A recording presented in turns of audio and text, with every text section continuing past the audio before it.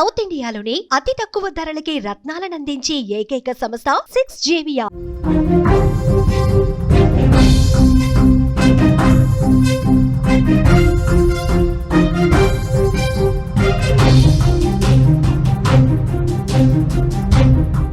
సిద్దిపేట జిల్లాలో హృదయ విదారకరమైన ఘటన చోటు చేసుకుంది. కొడుకు ద్రోహానికి తండ్రి కన్నీటి కాద. డాక్టర్ కొడుకుపై తండ్రి ఫిర్యాదు చేశాడు. ఎమ్మెల్యేగా పోటీ చేసిన వ్యక్తి ఇప్పుడు దుర్భర పరిస్థితిలో ఉంది. బుక్కెడు బువ్వివ్వడానికి ఆ కొడుకు రాలేదు. తల్లి కూడా సహకరించడం లేదని ఆవేదన వ్యక్తం చేస్తున్నాడు. కాలి వేళ్లు తొలగించినా కూడా డాక్టర్ కొడుకు పట్టించుకోలేదు. ఈ ప్రపంచంలో ఏ కష్టాన్నైనా తానొక్కడే భరించి తన పిల్లల భవిష్యత్తు కోసం నిరంతరం శ్రమించే వ్యక్తి ఎవరైనా ఉన్నారంటే అది నాన్న మాత్రమే. తన ఆశలన్నీ పిల్లల మీదే పెట్టుకుని వారిని గొప్పవాళ్ళని చేయాలని రేయింబావుళ్ళు కష్టపడతాడు. తన పిల్లలు ఉన్నత స్థానంలో ఉంటే ఆ తండ్రి ముఖంలో కనిపించే ఆనందం వర్ణించలేనిదే.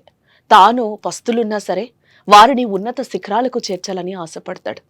కానీ అదే తండ్రికి తాను ఎంతో కష్టపడి డాక్టర్ చేసినా కొడుకే ద్రోహం చేస్తే హృదయం బద్దలవ్వదా? ఇలాంటి ఒక హృదయ విదారకరమైన ఘటన సిద్దిపేట జిల్లా హుస్నాబాద్లో చోటు చేసుకుందని చెప్పుకోవచ్చు. హుస్నాబాద్కి చెందిన సనిల్ల వెంకన్న తన జీవితాన్ని తన పిల్లల కోసమే అంకితం చేశారు. తన కుమారుడు డాక్టర్ అయితే సమాజానికి సేవ చేస్తాడని, తన పేరు నిలబెడతాడని కలలు కన్నారు. ఎంతో కష్టపడి అప్పులు చేసి కొడుకుని డాక్టర్ని చేశాడు. కానీ ఆయన కలలు నిజంగా కాకపోయినా చేదు అనుభవం ఎదురైంది. ప్రజలకు సేవ చేయాల్సిన కొడుకు కన్న తండ్రికి బుక్కెడు పువ్వ, గుక్కెడు మంచినీళ్ళు ఇవ్వడానికి కూడా ముందుకు రాలేదు. దీంతో వెంకన్న చాలా దయనీయమైన పరిస్థితుల్లోకి వెళ్లిపోయారు. ప్రస్తుతం షుగర్ వ్యాధి కారణంగా ఆయన 2 కాళ్లకు ఉన్న వేళ్లను పూర్తిగా తొలగించారు. కానీ ఆపరేషన్ తర్వాత కూడా ఆయనకు తగిన వైద్యం చేయించడానికి కొడుకు నిరాకరించాడు.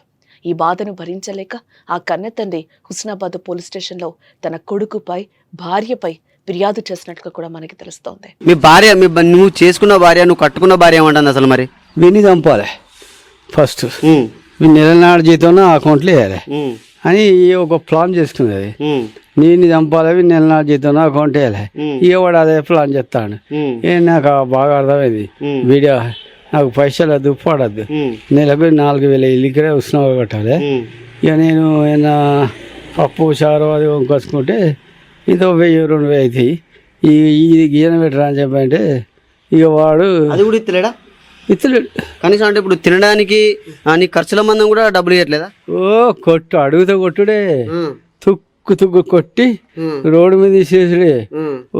మా ఇంట్లో పట్టెలు ఉంటే ఊడిసేడి కట్టారు. నా పెన్నో దిగ్గొట్టుడు, వాడో దిక్కుడు. ఇక నా పెన్నం అయితే ఆ డోర్ దగ్గర అంటది, ఎవరు చూడకుండా ఇక ఆ కట్టెలు కొడుతుంది. ఎందుకు కొడుతుంది అంటే నా కాళ్ళలో శక్తి లేదు. ఆ కాళ్ళలో శక్తి కాబట్టి దాడు నా నన్ను దొరకబట్టాడు. ఈనంగా తిరిగి కొడుతుంది, ఆనంగా తిరిగి కొడుతుంది, ఆనంగా తిరిగి కొడుతుంది, ఈనంగా తిరుగుతుంది. వెంకన్న సాధారణ వ్యక్తి కాదు. ఒకప్పుడు ఉమ్మడి కరీంనగర్ జిల్లాలోని ఇందుర్తి నియోజకవర్గం నుంచి ఎమ్మెల్యేగా కూడా పోటీ చేసిన వ్యక్తి ఆయన తన స్థాయిలో ఎంతో మందికి సహాయం చేసి సమాజానికి దిశానిర్దేశం చేసిన వ్యక్తి. అలాంటి వ్యక్తి ఈరోజు ఇలాంటి దుర్భర పరిస్థితిలో ఉండడం చూసి చాలా మంది కన్నీళ్లు పెట్టుకుంటున్నారు. అయ్యో పాపం, వెంకన్నకి ఎంత కష్టం వచ్చింది అంటూ కూడా ఆవేదన వ్యక్తం చేస్తున్నారు. తండ్రి ఈ పరిస్థితిలో ఉండగా కొడుకు మాత్రం ఏ మాత్రం పట్టించుకోవడం లేదు. వెంకన్న పరిస్థితిని చూసి కొంతమంది కొడుకును సంప్రదించగా అతడు ఎలాంటి స్పందన ఇవ్వడం లేదని కూడా తెలుస్తోంది. తన తండ్రి పట్ల ఎంత నిర్లక్ష్యంగా వ్యవహరించినా ఆ డాక్టర్ కొడుకుపై ప్రజలతో పాటు బంధువులు కూడా ఆగ్రహం వ్యక్తం చేస్తున్నారు. అన్న మొన్న కరీంనగర్ బస్ స్టాండ్ లో వదిలేశాడని తెలియదు నాకు. హుస్నాబాద్ పోలీస్ స్టేషన్ ముందు పడుకున్నాడంట. నా నంబర్ చాలా మంది దగ్గర ఉంది, నాకు కాంటాక్ట్ చేసిండ్రు. ఇప్పుడు ధనలక్ష్మికి ఇట్లా మీ బాబాయ్ అట ఇట్లా పడుకున్నాడు రోడ్డు మీద అనగా నేను వెంటనే బండి మీద వచ్చేసరికి దీని స్థితిలో అక్కడ పడుకొని ఉన్నాడు. బాబాయ్ ఏం జరిగింది అంటే, కరీంనగర్ బస్ స్టాండ్ లో నన్ను వదిలేసి పేర్లు బిడ్డ, నేను ఆటో తీసుకొని ఇట్లా వచ్చిన, నా పరిస్థితి అంటే వచ్చేటప్పుడు అన్నం తీసుకొచ్చి తినబెట్టి స్టేషన్కి వెళ్ళి కాంప్లిమెంట్ ఇచ్చినాను. ఈ రోజుకు 3 రోజులు గడుస్తుంది సార్. వస్తున్నా తప్ప రావడం లేదు, చూడడం లేదు. దయనీయ పరిస్థితి చూస్తే నాకు ఇంట్లో ఉండాలనిపిస్తలేదు. ఎలాంటి అధికారులైనా అతను గవర్నమెంట్ జాబరు చిగురుమాడిలో చేస్తున్నాడని తెలుసు. మాకంతా కాంటాక్ట్స్ లేవు. ఆయన ఎంతంటే మా నాన్న వల్ల తమ్ముడు అనే ఉద్దేశంతో నేను వచ్చి ఏదో పెడుతున్నా, 2 రోజులు పెడతాను. ఆ స్థితి ఆ రోడ్డు మీద పడేసిన పరిస్థితిని చూసి ఇకనైనా స్పందించి అధికారులు ఎవరైనా ఉంటే వెంటనే ఆయనకు న్యాయం చేయాలని కోరుకుంటున్నా. రోజులు గడిస్తే ఆయన ప్రాణం ఉండేలా లేదండి.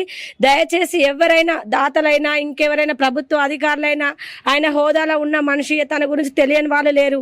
దయచేసి ఎవరైనా వచ్చి ఆయనను ఆర్థికంగా సహాయం చేయండి, లేదా ఆయన పుట్టిన గ్రామంలోనైనా ఆయనను పెట్టేసి ఆయనకి ఏదైనా సేవ చేసేలా చేయండి. లేకపోతే వాళ్ళకి మాత్రం ఖచ్చితంగా శిక్ష పడాలని నేను కోరుకుంటున్నాను సార్.